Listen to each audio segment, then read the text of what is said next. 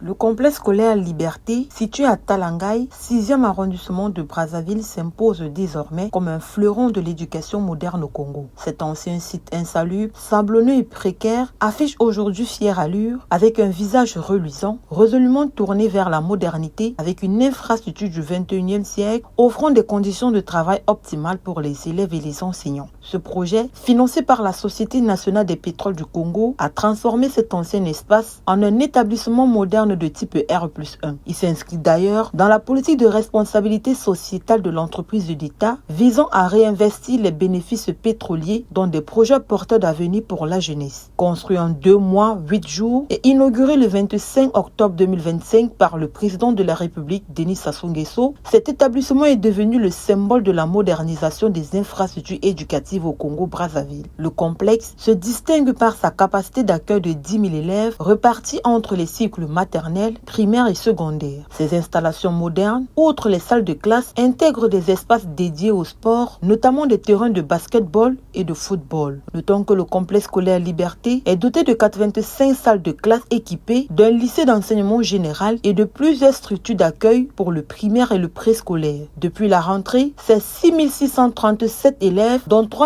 411 filles, qui bénéficient de ce nouveau cadre d'apprentissage. L'architecture a été pensée pour être inclusive, répondant ainsi aux besoins croissants de scolarisation dans la capitale. Le complexe scolaire Liberté traduit la politique gouvernementale d'égalité des chances et d'investissement dans le capital humain au cœur du plan national de développement 2022-2026 du Congo-Brazzaville. De la construction d'écoles à la formation d'enseignants, le Congo fait le pari de la jeunesse. On en veut pour preuve les près de 9 742 enseignants et personnels éducatifs qui ont été recrutés en 2019 et dont plus de 96% d'enseignants communautaires et finalistes intégrés à la fonction publique. Un effort sans précédent qui s'ajoute aux plus de 18% du budget national désormais alloué à l'éducation selon les données du ministère des Finances. Des chiffres qui témoignent de l'importance accordée à un secteur qui concerne directement près de 76% de la population congolaise, soit la part des jeunes de moins de 25 ans. Le succès architectural du complexe Liberté suscite des attentes à travers le pays. Lors de l'inauguration, le directeur général de la Société nationale des pétroles du Congo, Maxime Raoul Ominga, a annoncé son intention de répliquer ce modèle avec la construction simultanée de nouvelles écoles dans d'autres quartiers comme Bakongo et Makeleke. Si le complexe scolaire Liberté représente une avancée majeure en termes de confort et de capacité pour les élèves de Talangaï, le défi reste désormais sa gestion pérenne et le respect effectif de la gratuité pour soutenir les familles les plus modestes.